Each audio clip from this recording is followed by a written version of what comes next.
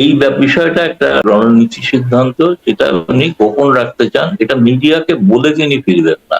তবে নিশ্চিত যে ফেরার জন্য তিনি খুব উদ্যোগী এবং ফিরবেন কবে সেই সিদ্ধান্তটা কিন্তু আচমকা হবে। সেটা হয়তো মিডিয়াকে জানে, হয়তো আমিও ঘনিষ্ঠ হলো, আমিও জানবো না কবে ফিরবেন। হঠাৎ শুনবো যে তিনি আবার রওনা হয়েছে।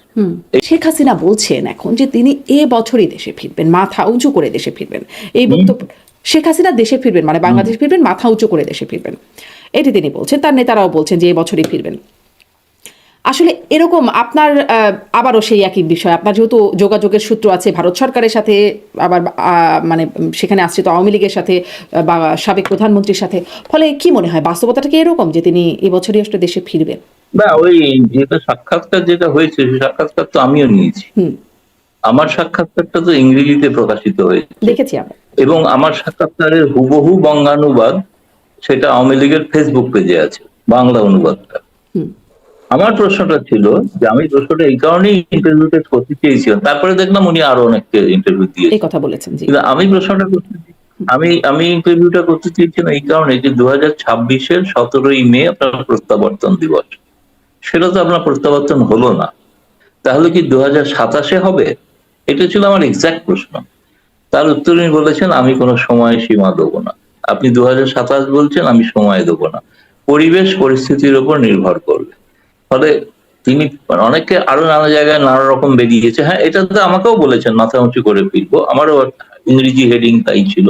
তো এখন আমার ক্ষেত্রে কিন্তু উনি কিন্তু নির্দিষ্ট কোনো সময় বলেনি। এবার আপনি যদি বলেন আমার বিশ্লেষণ কি, আমার বিশ্লেষণ হচ্ছে উনি এটা এই বিষয়টা একটা আমি বলবো স্ট্র্যাটেজিক সিদ্ধান্ত, রণনীতি সিদ্ধান্ত, যেটা উনি গোপন রাখতে চান। এটা মিডিয়াকে বলে তিনি ফিরবেন না।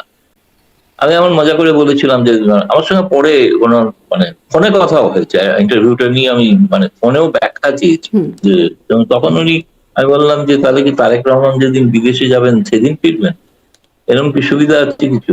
উনি মজা করলেন, বললেন না সেটাও আমি বলছি না কিছু, সেটাও বলছি না। তো আমি বললাম যে আমি মজা করে হয়তো বলেছি। যাই হোক, সেগুলো আমি লিখিনি, সেটা কথার মধ্যে ব্যাখ্যা চাওয়ার জন্য যে ফেরার ব্যাপারটা আমি জানতে চাইছিলাম যে কবে। তবে নিশ্চিত যে ফেরার জন্য তিনি খুব উদ্যোগী এবং ফিরবেন কবে সেই সিদ্ধান্তটা কিন্তু আচমকা হবে। সেটা হয়তো মিডিয়াকে জানে, হয়তো আমিও ঘনিষ্ঠ হলো, আমিও জানবো না কবে ফিরবেন। হঠাৎ শুনবো যে তিনি আবার রওনা হয়েছে, এইরকম আর মানে তাহলে সেটা তার কবে যে আমি জানি বক্তব্য না। পাওয়া যাচ্ছে এ বছরই দেশে ফিরবেন, সেই এ বছরই কথাটা আসলে খুব সঠিক না। না, এই বছরের কথাটা আমাকে বলেনি। আমার তো বক্তব্য আওয়ামী লীগের পেজে আছে। আমি বলছি যেটা আওয়ামী লীগ পার্টি তো আমার ইন্টারভিউটা চেপেছে, তাই না? অন্য ইন্টারভিউ গুলোকে তো চাপেনি। কারণ আমার ইন্টারভিউটাকে আওয়ামী লীগ ছাত্রলীগ দুজনেরই ওয়েবসাইটের পেজে আছে, বাংলানুবাদ করে আছে পুরোটাই হুবহু, এবং যেটা সবটা ছাপা যায়নি। ফলে আমার ইন্টারভিউটা 1 ঘন্টার ট্রান্সক্রিপ্ট, 1 ঘন্টার ট্রান্সক্রিপ্ট পুরোটাই ছাপা হয়েছে আওয়ামী লীগের কথায়। তাতে কিন্তু উনি নির্দিষ্ট দিন বলেন বা বছরও বলেন। আচ্ছা, মানে তাহলে মানে কথাটা খুব খুব কি আসলে মাথা উঁচু করে ফিরবেন, এটা একটা পলিটিক্যাল রেটরিকের মতো ব্যাপার। কারণ সেটা তো যখন ফিরবেন তখন তো মাথা উঁচু করেই ফিরবেন, নিশ্চয় না মাথা নিচু করে তো ফিরবেন না। উনি এটাও বলেছেন তিনি বিচারের মুখোমুখি হতে পারেন। এই যে ভারতের বর্তমান মানে পশ্চিমবঙ্গের বর্তমান মুখ্যমন্ত্রী শুভেন্দু অধিকারী, তিনি মুখ্যমন্ত্রী হবার আগের বক্তব্য এটি তিনি বলেছিলেন যে শেখ হাসিনা ওয়াজেদ প্রধানমন্ত্রী হিসেবেই ঢাকা বিমানবন্দরে যাবেন, সেলুট দিয়ে তাকে নিয়ে যেতে হবে। তিনি একজন বিজেপির প্রভাবশালী নেতাও বটে। মানে আসলে কি ভারত সরকারের পরিকল্পনার মধ্যে এরকম কিছু আছে? মানে ভারত সরকার কি এরকম কিছু ভাবে? না, আমার যেটা মনে হয়েছে বিজেপি নেতাদের বা শুভেন্দু অধিকারীদের একটা, তারা যেহেতু পশ্চিমবঙ্গে রাজনীতি করেন, তাদের ধারণা হচ্ছে যে আওয়ামী লীগ বিরোধী যে শক্তিটা, সেই শক্তির সঙ্গে মমতা বন্দ্যোপাধ্যায়ের কোন যোগসূত্র আছে আর কি। তো সেই কারণে তার কাছে সেই কারণে তিনি ওটা বলেছিলেন যে হাসিনাকে মানে স্যালুট দিয়ে নিয়ে যেতে হবে, তিনি নিয়ে যাবেন ইত্যাদি। কিন্তু এটা তার পক্ষে, একটা মুখ্যমন্ত্রীর পক্ষে সম্ভব না যদি না ভারত সরকার অনুমতি দেয়, সেটা কোনো প্রশ্নই ওঠে না।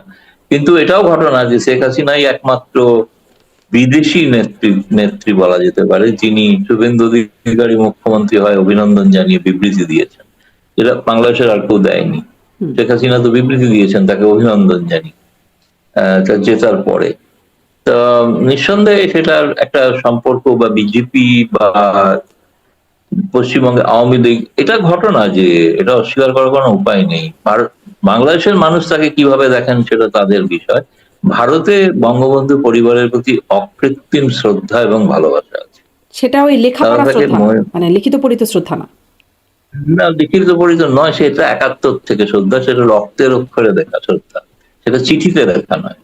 তিনি যদি ফিরতে চান, যেটি শেখ হাসিনা বলছেন, আপনার ইন্টারভিউতেও বলেছেন, সেক্ষেত্রে ভারত মানে ভারতের কাছ থেকে ইতিবাচক সাড়া আছে? না, সেটা তো ভারতের ব্যক্তিগত দিক। তিনি যখন চাইবেন তিনি তখন যেতে পারেন। মানে যেমন ধরেন তিনি যখন চাইলেন তখন কিন্তু তিনি গেলেন না। এই যে তিনি যে ভারতে যাচ্ছেন এটা তিনি জানতেন না। তিনি প্রথমে ইচ্ছা পোষণ করেছিলেন টুঙ্গিপাড়ায়, তিনি বিমান দেখে বুঝতে তিনি তো পারলেন যে তিনি যাবেন, ভারতে সেটা যাচ্ছেন। মিডিয়া মিডিয়া হ্যাঁ। না, মিডিয়া থেকে তো বলে তিনি যাবেন না। তিনি ভারত সরকারকে, যারা আশ্রয় দিয়েছেন তাদেরকে জানাবেন যে আমি এখন বাংলাদেশে ফিরতে চাই, তখন তারা ব্যবস্থা করবেন ফেরার। বাংলাদেশের সাবেক প্রধানমন্ত্রী শেখ হাসিনা ভারতে আশ্রিত অবস্থায় আছেন।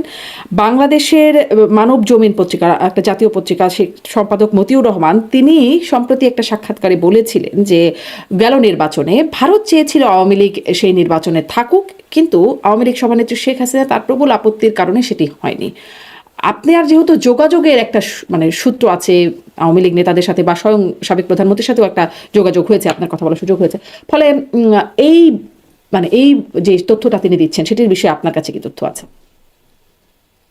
না, এই তথ্যটার আংশিক সত্যতা আছে। আমি আংশিক সত্যতা বলছি এই কারণে, সম্পূর্ণ সত্য নয়। তার কারণ হচ্ছে আমি বিষয়টা জানতাম এইভাবেই, যে একটা কথা এসেছিল যে আওয়ামী লীগের যদি নেতারা, তারা যদি আছেন যারা নির্বাচনের প্রতিদ্বন্দ্বিতা করতে চান, তাদের প্রতিদ্বন্দ্বিতা করতে পারেন, কিন্তু তার জন্য কতগুলো শর্ত দেওয়া হয়েছিল। শর্তগুলো হচ্ছে, সেখানে তারা নৌকা প্রতীকে লড়তে পারবেন না, বঙ্গবন্ধুর নাম ব্যবহার করতে পারবেন না, বঙ্গবন্ধু পরিবারের নাম ব্যবহার করতে পারবেন না। এটা অত্যন্ত একটা অসম্মানজনক প্রস্তাব বলে উনি ফিরিয়ে দিয়েছিলেন, নাকচ করে দিয়েছিলেন। কারণ হচ্ছে যে এই আওয়ামী শর্তটা কারা লীগই দিয়েছিল? যদি প্রচার করে, যদি শর্তটা সম্ভবত সেই সময় প্রথমত এই যে শর্তটা এসেছিল ইউনিট সরকারের সময় থেকে, এই শর্তটা এসেছিল। ইউনিসের পরে এই বিষয়ে কোনো আর আলোচনা যেটা হয়েছে, এখন তো অন্য আলোচনা হয়েছে। ইউনূসের পরে তো হবে না, কিন্তু নির্বাচনটা ইউনূস সরকারের সময়ই হলো, ফলে ব্যাপারটা তো হ্যাঁ, ইউনিসের সরকারের সময় হয়েছে, সেই সময় তাদের পক্ষ থেকে এরকম একটা দেওয়া হয়েছিল। আমি এটা জানি যে আমাকে বেশ কিছু গুরুত্বপূর্ণ ব্যক্তি বাংলাদেশেরই, তারা কিন্তু বলেছিলেন এই কথাটা। আমি জানি না, আমি সেই সময় বলতে কাউকে কাউকে বলেও ছিলাম, মানে প্রকাশ্যে কোনো টকশোতে হয়তো বলেওছিলাম, বা লিখেও ছিলাম আর কি।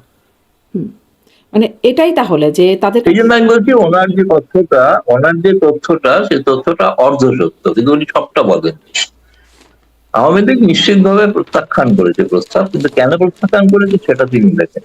সেটা আমি বলছি, উনি আমার সঙ্গে কথা বললে আমি বাকি ওনাকে বলতাম এইটা। উনি আরেকটা কথাও তো লিখেছেন, সেটা হচ্ছে শেখ হাসিনা ভ্যানিটি করে পদত্যাগ পত্র নিয়ে চলে গেছে। মেয়েদের ব্যাগ দেখাটা কি শোভনীয়? আমি জানি না, আমার তো মনে হয় না। আমরা ভারতীয়রা আইনত অপরাধ মনে করি মহিলাদের ব্যাগ দেখা, তাই না? সেটা আমি জানি না, উনি কি এয়ারপোর্টে, উনি তো বিশেষ বিমানে এসছেন, তার তো কোনো স্ক্যান হয়নি এয়ারপোর্টে ব্যাগ, ফলে ব্যাগে করে নিয়ে গেলেন। হ্যাঁ, এটা ঘটনা ছিল, সেটা তো, কারণ উনি তো পদত্যাগ করতে চেয়েছিলেন, গতকাল সুযোগ পাননি। তার মানে যে ধরনের বিক্ষোভ, যে ধরনের হচ্ছিল জনরোষ, তাতে তার পক্ষে চলে আসাটাই তখন মানে স্বাভাবিক ছিল আর কি। সেই কারণে পদত্যাগটা করে ওঠা হয়নি। কিন্তু আপনাদের রাষ্ট্রপতি ওখানে সাক্ষাৎকার দিয়ে বলেওছেন তিনি অপেক্ষা করছিলেন পদত্যাগের জন্য, কিন্তু যখন পদত্যাগ করতে আসেননি প্রধানমন্ত্রী। জি, জি, সেরকমটাও বলেছে। নিশ্চয়ই ভ্যানিটি ব্যাগে কিভাবে দেখে সেটা একটা বিশাল প্রশ্ন, কিন্তু মানে এটা একটা রূপক অর্থেও কিনা, কারণ তিনি পদত্যাগপত্রটা লিখেছিলেন কিন্তু জমা দিতে পারেন নাই বা দেন নাই, যেই কাহিনী হোক, এটি আপনি প্রশ্ন করতেই পারেন। জি, তার মানে বিষয়টা এরকম যে ইউনূস সরকারের থেকে একটা প্রস্তাব দেওয়া হয়েছিল যে বঙ্গবন্ধুর নাম বা আওয়ামী লীগের প্রতীক সেটি ব্যবহার করা যাবে না, কিন্তু নেতারা নির্বাচন করতে পারবেন। ভারত কি এটার জন্য আগ্রহী ছিল? না, আগ্রহী কিছু না। ভারত চেয়েছিল বিচার, একটা প্রস্তাব এসছে, প্রস্তাবটা তার কাছে পাঠানো দতিয়ালি হিসেবে, এবং পাঠিয়ে তার মতামত, এবং তিনি রাজি হননি, সেটা তো ভারতের তো কিছু করণীয় নেই। সিদ্ধান্ত তো আওয়ামী লীগ নেবে, তাই না? সিদ্ধান্ত তো ভারত সরকার নেবে না। সিদ্ধান্ত নেবেন আওয়ামী লীগ, তাই সেই সিদ্ধান্তের পরেও তো আওয়ামী লীগ তাদের নেতারা বহাল তবিয়তে তো ভারতেই আছে, তাই না? তাদের তো কোনো অসুবিধা হচ্ছে না এখানে থাকতে। কিন্তু ভারতের এই চাওয়া, ভারত চেয়েছিল, মানে ভারতের চাওয়া বিষয়টা কি ছিল না, না, নাকি ভারত শুধুমাত্র দুপিয়ালি চেয়েছিল, করেছে? ভারতের, না ভারত চাইবে না, এটা আর একটু বললাম, ওটাও অর্ধ সত্য। ভারত চাইবে কেন? অন্য দেশের একটা রাজনৈতিক দল কি সিদ্ধান্ত, ভারত কি বলবে যে বিএনপি তুমি এইটা করো? এটা কি বলা সম্ভব? এটা বলা নাকি না, কিন্তু উচিত? ভারত তো চাইতো, এটা যেমন তো ধরেন আমরা হস্তক্ষেপ হয়ে গেল। আমরা তো শুরু থেকেই দেখলাম 5ই আগস্টের পর থেকে ভারতের কথায়, ধরেন রণধীর জয়সওয়ালের যে সংবাদ সম্মেলনগুলো দেখতাম, উনি বলতেন ইনক্লুসিভ নির্বাচন, কোট অ্যান্ড কোট ইনক্লুসিভ নির্বাচনের কথা বলতেন, হ্যাঁ, কিন্তু এখনো তাই শেষের বলে। দিকে ইনক্লুসিভ নির্বাচনটা বলতেন না। ধরেন যখন তারেক রহমানের সাথে এসে দেখা করলেন না, না, এখনো জয়শঙ্কর, এখনো তখন তারপর থেকে কিন্তু তাদের বক্তব্যে ইনক্লুসিভ শব্দটা ছিল না। আমি এই বিষয়টা খুব নোট করতাম যে কেন ইনক্লুসিভ না, শব্দটা উঠে গেল। ঠিক আছে, এই নীতির পরিবর্তন হয়। না না, ওঠেনি, ওঠেনি, ভুল ধারণা, ওঠেনি। তারা এখনো মনে করে, এই যে মায়ানমারের নির্বাচন হয়ে গেল, মিয়ানমারের প্রেসিডেন্ট এলেন, সেখানেও ভারত বলতো যে ইনক্লুসিভ নির্বাচন। এমনকি এবার দেখা সাক্ষাৎ হওয়ার সময় প্রধানমন্ত্রী নরেন্দ্র মোদী আং সান সুচির মুক্তির দাবি করেছেন, ইনক্লুসিভ সোসাইটির কথা বলেছেন, সকলকে নিয়ে গণতন্ত্র প্রতিষ্ঠার কথাও বলেছেন। কিন্তু আবার তার সঙ্গে এটাও বলেছেন, তাই বলে তো কোনো যোগাযোগ রাখবো না, বিচ্ছিন্ন হয়ে থাকবো? কারণ বিচ্ছিন্ন হলে আবার তৃতীয় শক্তি সুযোগ নিয়ে নেবে, যারা গণতন্ত্রে বিশ্বাস করে না, মানে চীনের নাম না করে বলেছে। সেটা বাংলাদেশের ক্ষেত্রেও প্রযোজ্য। ইনক্লুসিভ কথা বলবেন, বলেও যাবেন, ভবিষ্যতে তারেক রহমানের সঙ্গে দেখা হলে তখনও বলবেন। কিন্তু তার মানে কি এটা না হলে তারেক রহমানের সঙ্গে কথা বলবেন না, না? তা তা তো নিশ্চয়ই না, নয়। কিন্তু তারেক শব্দগত রহমান জায়গাটা আমি অবশ্যই খুব খেয়াল করছিলাম, মানে শুরু থেকেই খেয়াল করছিলাম যে শব্দগত মানে এই জায়গাগুলো যে কি। একটা ধারণা আছে না যে বাংলাদেশ যেটা চায় সেটাই বাংলাদেশে করতে হবে, তো মানে নেই কোনো। না চাইলে কি করা যাবে? তারেক রহমান যদি এখন আওয়ামী লীগকে জায়গা না দেন, তো ভারত সেনা বলবো ঠিক আছে, এই কারণে তারেক রহমান সরকারের সঙ্গে কোনো যোগাযোগ রাখবো না, পদ্মা গঙ্গা চুক্তির পুনর্নবীকরণ করবো না, বা বর্ডার নিয়ে আলোচনা করবো না। সেটা হয় কখনো? হবে না তো। না, তা এটা তো প্রতিবেশী নিশ্চয়ই। রাষ্ট্র, নির্বাচিত। নির্বাচন যাই হোক, নির্বাচন যাই হোক, প্রশ্ন থাকুক হাজার পান্ডা, কিন্তু সেই নির্বাচিত সরকারের সঙ্গে ভারত সরকার সম্পর্ক 15 বছর ধরে আওয়ামী লীগের সঙ্গে রেখেছে। যদি 15 বছর থাকে তারেক রহমান, 15 বছর সঙ্গে তারেক রহমানের সঙ্গেই রাখবে। এমনকি এবার তো এই প্রথম জিয়াউর রহমানের প্রতি শ্রদ্ধা জানালো ভারত সরকার। আগে তো একটা পরিবারকে জানাতো, অভিযোগ ছিল, এখন তো এই পরিবারকেও শ্রদ্ধা জানানো হচ্ছে, তাই না? ক্ষমতায় থাকলে শ্রদ্ধা জানানো হবে, ক্ষমতায় না থাকলে জানানো হবে না। ও আসলে মানে ক্ষমতায় আছেন মানুষের শ্রদ্ধাটা ঠিক ভোটে। শ্রদ্ধা না, শ্রদ্ধাটা একটা স্বার্থ, যে ক্ষমতায় যে আছে তার সাথে শ্রদ্ধা হবে। শ্রদ্ধা শব্দটা আসলে ঠিক প্রযোজ্য না মনে হয়। রাজনীতি, রাজনীতি কূটনীতিতে এরকম থাকে, রাজনীতি কূটনীতি এরকমই হয়। আচ্ছা, মানে এটা কূটনীতি, ঠিক শ্রদ্ধা না। মানে ব্যাপারটা অনেকটা এরকম। না, শ্রদ্ধা তো এখন লিখিত পড়িত শ্রদ্ধা তো জানিয়েছে, লিখিত স্বীকার করেছেন জি, তার রেডিও লিখিত ভাষণের পরিত কথা, শ্রদ্ধা, জি, আমি তাই এই না? শব্দটা ইম্পর্টেন্ট, লিখিত পরিত শ্রদ্ধা। হুম। তাহলে মানে ভারতের চাওয়া না চাওয়া এখানে খুব ব্যাপার না, আপনি বলছিলেন। কিন্তু আমি ওইটা এই জন্যই আমি আপনার কাছে প্রশ্নটা করলাম, যেহেতু আমি শব্দগুলো শুরু থেকে খেয়াল করছিলাম। রণধীর জয়সওয়াল, জয়শঙ্কর কি বলছেন, ফ্রি, ফেয়ার, ইনক্লুসিভ, ইনক্লুসিভ শব্দটা প্রত্যেকটাই বলতেন, শেষের দিকে সে বললেন না কেন? মানে সেটাও কি সম্পর্ক রাখার ক্ষেত্রে কিনা, এই প্রশ্নটাই আসলে আপনার কাছে আমি করছিলাম। আচ্ছা, এখন আসলে কার্যকর নেতৃত্ব কারা তারপরে? এখন তো প্রায় ওয়ার্কিং কমিটি বৈঠক হয়, হয় না যে তা না, 18 জন 20 জন এরকম অংশগ্রহণ করেন, মানে ভার্চুয়ালি, নট ফিজিক্যালি, ভার্চুয়ালি করেন। নিয়মিত বৈঠক তো করছেন উনি, অনেকের সঙ্গেই করছেন, বিদেশ থেকেও আসছেন, গ্রুপ ওয়াইজ গোষ্ঠী অনুযায়ী করছেন। যেসব নেতারা আছেন তাদের মিসেসদের সঙ্গেও একটা বৈঠক করেছেন, গল্প গুজব করেছেন, আচ্ছা, আচ্ছা, মানে নিয়মিত। যারা যারা আছেন। এই যে মানে ছাত্রলীগের কমিটি পুনর্গঠনের কাজ চলছে, এরপরে আপনি বলছেন যুবলীগ, তারপরে আওয়ামী লীগ, মানে এরকমটা কি, এরকম একটা, এরকমটা কি যে বর্তমান নেতৃত্বর অনেককে না সরিয়ে এটা দেওয়া একটা হচ্ছে? ইন্টারেস্টিং দিক, কিন্তু এটা কিন্তু খুব ভালো, এই পয়েন্টটা কিন্তু খুব সাধারণ বিষয় নয়। এটা হচ্ছে ছাত্রলীগ নিষিদ্ধ, সেই অবস্থায় ছাত্রলীগের কমিটি তৈরি করে সেই কমিটির নাম প্রকাশ করে দেওয়া হচ্ছে, তাই না? এবং তার মানে এই সময়তেও কিন্তু বেশ কিছু ছাত্র, তারা কিন্তু ছাত্রলীগের কমিটিতে আসছেন, এবং তাদের নাম প্রকাশ করলেও তারা কিন্তু আসছেন কমিটিতে। এটা একটা কিন্তু খুব ইম্পর্টেন্ট, যদিও সম্পূর্ণ কমিটি নয়, একটা টুকরো টুকরো করে জেলা ভিত্তিক কমিটি তৈরি হচ্ছে, পরে ন্যাশনাল কমিটিটা হবে। কিন্তু এই যে ছাত্রদের, এটা একটা টেস্ট কেস, পরীক্ষাও করছেন হয়তো, যে কিভাবে ছাত্ররা সংযুক্ত হতে চাইছে কি চাইছে না, তারা কারা। ধরুন এই লিস্ট তো আছে না, লিস্ট তো প্রকাশ্যে আছে, ছাত্রলীগের ওয়েবসাইট খুললেও পেয়ে যেতে পারে, মানে কোন কোন জেলায় কমিটি তৈরি হয়েছে, কারা কারা আছে, তাদের নাম কি। জি, জি, দেখেছি আমি বুয়েটের কমিটিতে কারা আছেন সেটা মানে পত্রিকায় পড়ছিলাম।